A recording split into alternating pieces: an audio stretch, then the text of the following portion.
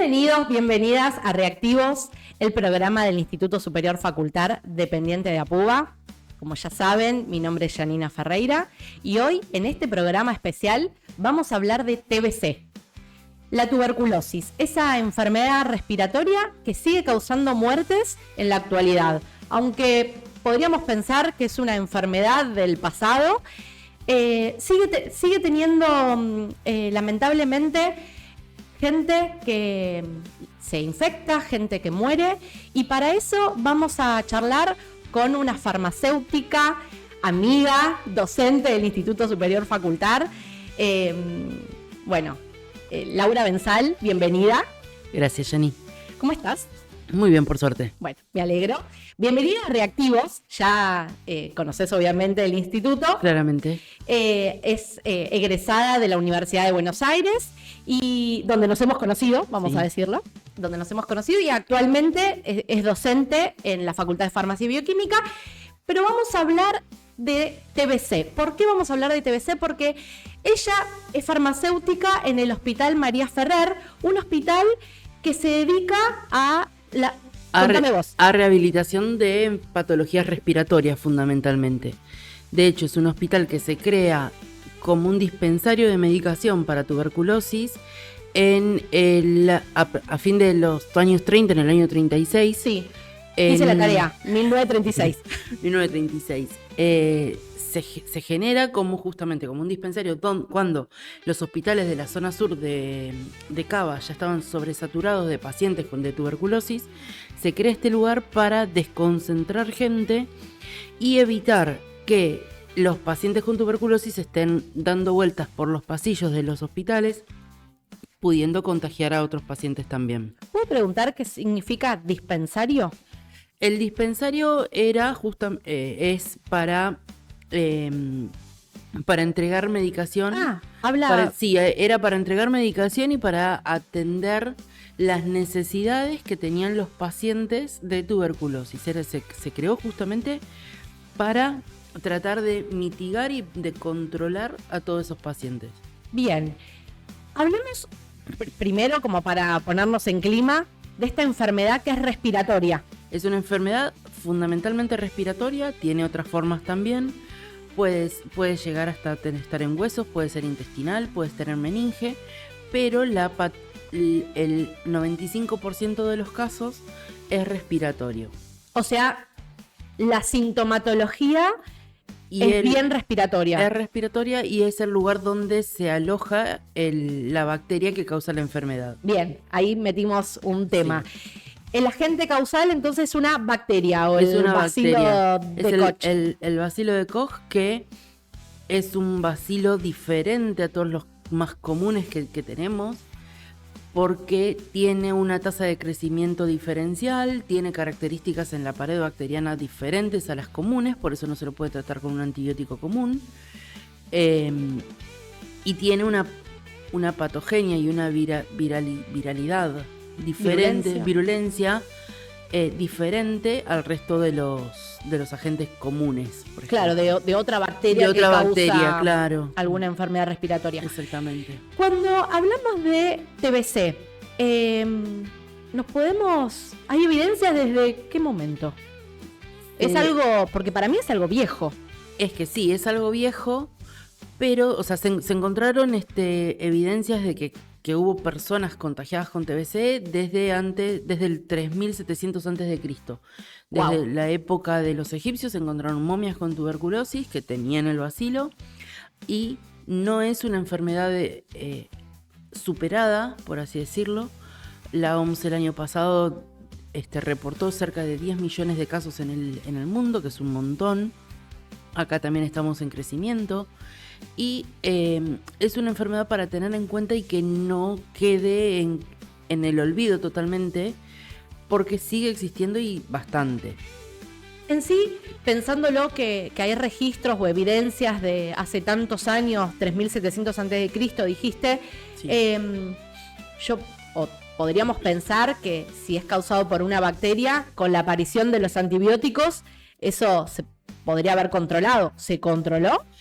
Se controló en parte con la aparición de los primeros antituberculosos, que son antibióticos también, y que de hecho son los mismos que se siguen utilizando hoy en día, pero como es una enfermedad que se contagia por respiración y como ya saben también por lo que fue la pandemia, cuando hay un espacio cerrado y hay mucha gente junta, es mucho más fácil que la enfermedad esta se propague. Y lo que pasó es que también con el desarrollo de las ciudades y con la revolución industrial y con todos los procesos que la gente migra desde los espacios más abiertos a estar más encerrado, toma cierta importancia o cierta prevalencia todo el contagio. Entonces, si bien los antibióticos ayudan un montón, el tema de que la gente esté cada vez más concentrada en ciudades, eso también ayuda a que el bacilo se pueda ir contagiando y se pueda ir propagando y manteniendo. Claro. Entonces, dijiste de la revolución industrial, eso Sí, yo tenía notado que hubo un brote en Europa. En Europa y de nuevo. Más o menos a fines del siglo XVIII. Sí. Y con las oleadas de la inmigración, llega para la Argentina con un brote importante o una cantidad de casos a principios del siglo XX. Sí, entre cuando fue el fin de la Segunda Guerra Mundial, que fue más o menos para el 920, que por eso ahí aparece el hospital nuestro, es donde empiezan a haber muchísimos casos y donde se necesita una participación activa de los hospitales del gobierno de la ciudad. En ese momento igualmente los hospitales dependían de la nación, no solamente del gobierno de la ciudad. Y bueno, y nada, se empezó a necesitar más elementos de control. Claro, porque empiezan a haber muchos casos en la Argentina, por eso aparece el Ferrer como el dispensario que habías contado al principio, pero no es suficiente, se necesita de otros centros también. De otros centros. Mencionaste así al pasar y me parece que podemos explayarnos un poco en esto del hacinamiento, cómo es el contagio. El contagio es vía las microgotitas que uno respira, que uno libera cuando estás hablando, al estar respirando también. ¿La persona contagiada es por expectoración, sería? ¿O cuando habla? Sí, cuando habla. Las microgotas que salen cuando uno está hablando, como está alojado en el pulmón. Uno respira, habla y todo eso se va a ir eliminando, porque también lo que causa es justamente una patología pulmonar que causa también expectoración, que causa un tipo de cuestiones asociadas a la patología pulmonar en sí, o sea, hace moco básicamente. Sí. Y cuando uno está con toda esa flema activa, mientras se está hablando, se está también eliminando. Y es muy común que cuando el lugar está cerrado, no hay buena ventilación y estamos todos juntitos, como pasa en el colectivo que uno se contagia la gripe. Sí. Bueno, lo mismo, pero cuando yo encima estoy durmiendo, estoy trabajando en un lugar cerrado con esta gente, con gente que está contagiada, es mucho más fácil el contagio. Que también, para que se dé un contagio efectivo, el receptor tiene que tener un estado de salud adecuado para que el bacilo o sea, es decir, el sistema inmunológico adecuado sería que esté mal, para que pueda aprovecharse, porque es una bacteria que es básicamente oportunista. Claro. Bueno, eso me da a pensar que toda persona inmunosuprimida va a ser sumamente susceptible a contagiarse. Exactamente. De hecho, vuelve a haber un aumento de casos en la década del 80, cuando empieza la aparición del HIV. Claro. En zonas que no había tantos casos de tuberculosis, porque estaba controlado, porque se suponía que la gente estaba con un buen sistema inmune y no había posibilidad de que crezca. Y además la vacunación, ¿no? La vacunación también. En realidad la vacuna no previene totalmente la enfermedad, como ya sabemos que pasa en la mayoría de casos, pero sí evita una forma grave. La vacuna que se da es la BCG, que se da a todos los nenes. Sí. Ahora al nacer, antes de salir de la clínica. Sí. Que insisto, no evita una formación de tuberculosis en sí, de enfermedad tuberculosa, pero evitaría, por ejemplo, que llegue a una tuberculosis meningia o a una tuberculosis ósea, que es muy difícil de controlar. Bien, consulta. ¿Los pacientes con TBC están internados? ¿Se van a su casa? No, el paciente es netamente ambulatorio, salvo que no haya tenido pautas de aviso previas, y sí nos ha pasado en el hospital que llegan pacientes en un estadio tan crítico que tienen que quedar internados, fundamentalmente para controlar la lesión pulmonar que se genera, que es la que se denominan cavernas, que es donde está alojado el bacilo, que lo que hace es básicamente que come el pulmón. Entonces hay mucha expectoración, generalmente hasta con sangre, y que sí, por claro. eso es el que se tiene que controlar el paciente y que quede internado. Pero eso será menos del 5% de los casos. Bien. Menos. Si ese paciente, vos me decís ambulatorio, va a la casa, ¿tiene que tener algún cuidado en particular en realidad? En realidad lo que se hace cuando tenés el paciente, hacemos lo que nosotros denominamos un control de foco, que es que al paciente se le dan todas las drogas necesarias para, todos los antibióticos necesarios para controlar el crecimiento, y a la vez se hace un control de casos, lo que nosotros denominamos un catastro, que es hacer a todos los convivientes o a los que trabajan con la persona hacer una profilaxis, hacer un control estricto para ver si ya fue alcanzado por el bacilo o no.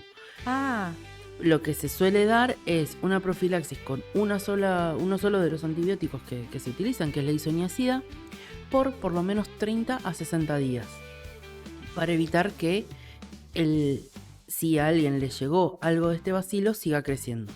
Claro. Y vos trabajás en el María Ferrer. Sí. En la parte de la farmacia, justamente. Sí. ¿Esta medicación se le da a todo el grupo de ser necesario? De ser necesario, sí. El gobierno de la ciudad lo que está haciendo es que los controles de caso y los catastros en general se tratan en los que se denominan los CESAC, que son los centros de atención primaria. Sí. Y quedan para el hospital el paciente ya contagiado y con el diagnóstico definido. Pero sí, se tienen que hacer cargo de controlar esto, que de hecho se trabaja en un equipo multidisciplinario con las trabajadoras sociales y con los médicos, y ahora estamos trabajando también con los ESAC para tratar de hacer el control de foco y que no siga cayendo más gente dentro del mismo caso. ¿Tenés estadística o algo en relación a qué lugares de la Argentina o de Cava, o dónde están los principales focos o casos? Bueno, de hecho el año pasado hubo más de 16.000 casos en Argentina, que venimos con un incremento en los últimos años. Hasta hace prepandemia estábamos en 11.000, 12.000 casos. Y post pandemia se llegaron a casi 16.000, también por un tema de que la gente no se controló. Durante esos años fue todo un tema el seguimiento de pacientes. Pero sí, hablando de esto, la mayoría de los casos, según una tasa alta de reporte de casos, se encuentran al norte del país, y lo que es AMBA y Cava. Patagonia, región de Cuyo, hay muy pocos casos. La mayoría, ya te digo, están concentrados en lo que es la zona norte del país, también por una cuestión de que el bacilo está favorecido en las condiciones de calor. Pensé que era por un tema de hacinamiento. No, también es calor y hacinamiento. Si bien tal vez las provincias del norte no tienen tanto hacinamiento, porque podríamos pensar lo mismo, o sea, Jujuy no es una provincia que sea súper mega poblada, pero tiene muchísimos casos también. Claro, ahí tiene que ver con la temperatura. Es la mezcla de factores que afectan ahí. Claro. Pienso en hacinamiento, pienso en, no sé, los presos. ¿También hay casos? Sí, bueno, las cárceles son un foco muy importante a controlar, si bien en Cava, así queda la de Devoto. Pero lo que pasa en las cárceles, que justamente ya sabemos que están superpobladas. Lamentablemente, tuberculosis es una enfermedad que se asocia a personas en condición de poca higiene y de poco espacio también. Entonces, es muy fácil en un lugar que están todos encerrados, que no hay ventilación, que haya muchos más contagios de lo que se esperaría en una población no privada de su libertad, Claro, por así claro. decirlo. Y también lo que pasa es que como esas personas no tienen tanto acceso a la salud, lo que termina ocurriendo es que los tratamientos arrancan y se suspenden, o no quieren seguir tomando la medicación porque el tratamiento es un tratamiento largo, es complicado, generalmente trae bastantes malestares generalizados en el organismo, entonces no siguen el tratamiento y eso da a pie a que se fomente el contagio y aparte a otra cosa de la que todavía no charlamos, que es la aparición de resistencias a la medicación. Claro, justo. Estamos hablando de una enfermedad que la agente causal es una bacteria. Sí. Estábamos hablando de antibióticos, pero en el medio dijiste que es un tratamiento largo. ¿Largo de cuánto tiempo estamos hablando? Como mínimo son 6 meses de tratamiento. Claro, largo. Y los dos primeros meses se toman 4 antibióticos diferentes que por día una persona normal, en cuanto a normopeso y todas esas cuestiones, son 11 comprimidos diferentes por día. Entonces es un tratamiento tedioso, largo y encima trae muchos problemas fundamentalmente digestivos. Entonces la gente le cae mal la medicación y deja de tomarla. Bueno, o sea, suspende su Sí. tratamiento, no cumple No cumple el con tratamiento. todo esto, más allá de que se le pueda llegar a brindar la medicación, que se le explique Sí. porque justamente todos los que trabajamos en salud también colaboramos con esto de hacer las campañas, ¿no? De transmitir la importancia de terminar un tratamiento, de los cuidados. Vos decías de la higiene también, de los cuidados en la familia, de no compartir ciertas cosas, de la distancia, de todo. Ahora, no terminan el tratamiento. Un tratamiento que es antibiótico, que todos andan ahí de, la resistencia, ¿qué es esto? ¿Qué pasa en este caso? Justamente aparecen cepas, que está viendo cada vez más también, de cepas que son resistentes a las 2 primeras drogas de ataque, que es la que decía antes, que se llama isoniazida, y otra que se llama rifampicina. Empieza a haber resistencia a estos 2 fármacos, entonces el paciente, además de que se siente mal, no evoluciona en el cuadro de la patología. Entonces, lo que termina ocurriendo es que el tratamiento se prolongue mucho más porque hay que buscar qué fármaco le funciona bien. Encima, otro de los problemas que hay es que no hay muchos fármacos, no hay muchos antibióticos que funcionen contra este bacilo.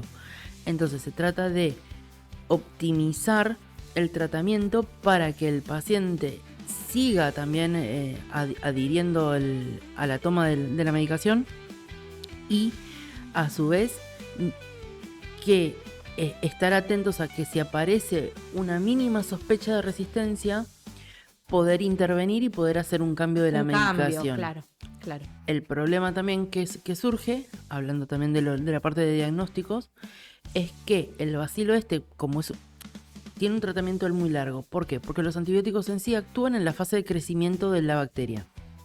Esta bacteria es de un crecimiento súper lento. Entonces, por eso también es que se necesita tanto tiempo para controlarlo.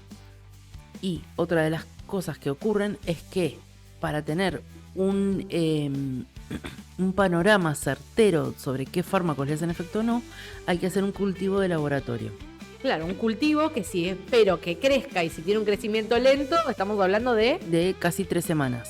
Es un montón. Es un montón. Una bacteria común, un estafilococo, que es lo que podemos tener, no sé, en una amigdalitis, crece en 24 horas. Claro. Esto tarda 3 semanas. Es un montón. Con suerte. Como para tener un diagnóstico certero sobre el efecto de los antibióticos. Y mientras tanto, ese tiempo, el paciente ya tiene que ser medicado, porque si ya fue diagnosticado, que se diagnostica mediante un análisis de esputo, que es que se busca el bacilo específico no puedes quedarte con el paciente durante 3 semanas viendo qué le doy, qué no le doy. Y aparte es el momento que es el más momento va a contagiar. Exactamente, que es donde más descontrolado está. Pienso, 15 días, un cultivo, hoy, con la aparición de todas las técnicas moleculares, ¿en qué situación estamos en la Argentina para esta detección? Lo que está pasando es que por lo menos en el gobierno de la ciudad, que es lo que yo conozco fundamentalmente, se está invirtiendo en unos kits de detección rápida, unos equipos rápidos que en un día o menos pueden tener un resultado certero si está el bacilo en baja cantidad, y a su vez nos da información sobre si es resistente a uno de los 2 antibióticos más importantes. En el último tiempo pasamos de tener un solo equipo en Cava que se dejaba solamente para los pacientes que estaban privados de su libertad y a pacientes reincidentes, porque también otro tema que tiene es que uno nunca termina de eliminar esta bacteria, sino que queda como dormida, se dice un estado de latencia en el pulmón, esperando a que si el paciente por X causa su sistema inmuno cae, se vuelva a activar. Entonces, esta técnica que se llama GenExpert, lo que se mandaba fundamentalmente era pacientes que ya habían estado diagnosticados de tuberculosis y se les volvía a activar, o a pacientes que estaban en situación de privados de libertad. Hoy por hoy se mandan muchísimas más muestras ya, porque antes era un cuello de botella, o sea, había un solo lugar que se hacía. Claro. Ahora ya son 5 a 6 equipos que hay en todo el gobierno de la ciudad en los hospitales, entonces es mucho más fácil poder acceder a que tu muestra llegue al llegar a tener un tratamiento adecuado mucho más rápido. El problema, si bien uno ya da idea de si va a ser resistente o no, es que a veces con una mínima mutación ya da positivo que va a ser resistente, pero el gen no mutó lo suficiente como para dar la resistencia práctica. O sea, en teoría te detecté una mutación, pero no sé si esa mutación genera resistencia o no. Nos pone en estado de alerta, es decir, en este paciente le voy a hacer un seguimiento a ver qué es lo que pasa. Perfecto. Pero también se sigue haciendo el cultivo manual, por más que tarde. Claro, no descartamos la técnica manual. Todavía no se puede descartar. Perfecto. Bueno, me parece que hemos tocado todos los temas en relación a esta enfermedad. Te quiero agradecer muchísimo, Laura, por estar. Yes. Seguramente te vamos a estar convocando para algún otro tema. Cuando quieran. Porque la verdad es que es muy interesante dentro de tu experiencia. También podemos hablar de química orgánica, ¿por qué no? Sí, ¿Por qué no? ¿Por qué no? Hablemos de, no sé, de estereoisomería, bueno, que es el tema que a mí me gusta. De hecho, no, por Dios. De hecho, una de las líneas de investigación de la facultad es en fármacos similares a la isoniazida para tratar de buscar nuevos fármacos antituberculósicos. ¿Por qué? Porque también todo este desarrollo de estos fármacos, cómo afecta a zonas lamentablemente de bajos recursos, es decir, no afecta a América del Norte ni a Europa, los fármacos están bastante suspendidos. Claro. Las regiones no se invierte en las grandes industrias farmacéuticas en el desarrollo. Claro. O sea, hubo muchísimo desarrollo, por ejemplo, para HIV en poco tiempo, pero para esto todos los años no. ¿Pero por qué? Porque el HIV sí afectó a Estados Unidos y a Europa. Claro. TBC no. TBC hay muy pocos casos. O para un Chagas. Un Chagas, claro. No tiene que ver. De hecho, no existían en esos lugares. Entonces, bueno, nada. Recién ahora aparecieron 2 fármacos nuevos que se están usando. ¿Pero por qué? Porque empezó a afectar a Japón. Ah, mira. Entonces, como por las oleadas de inmigrantes, especialmente chinos, hindúes, llegó a Japón, ahí empezaron a meterle un poco de... Invertir un poco más. Invertir algo más, sí. Bueno, cerramos acá con este programa más que interesante, con mucha información. Finalizamos entonces y agradeciendo a la farmacéutica Laura Benzal. Les pedimos siempre que nos sigan, que les den like. Y bueno, nos encontramos en otro episodio de Reactivos. Gracias. Reactivos. Sin filtro, sin freno, donde el saber prende fuego al terreno. Facultad en voz alta, sin edición, Explota la ciencia, explota la acción.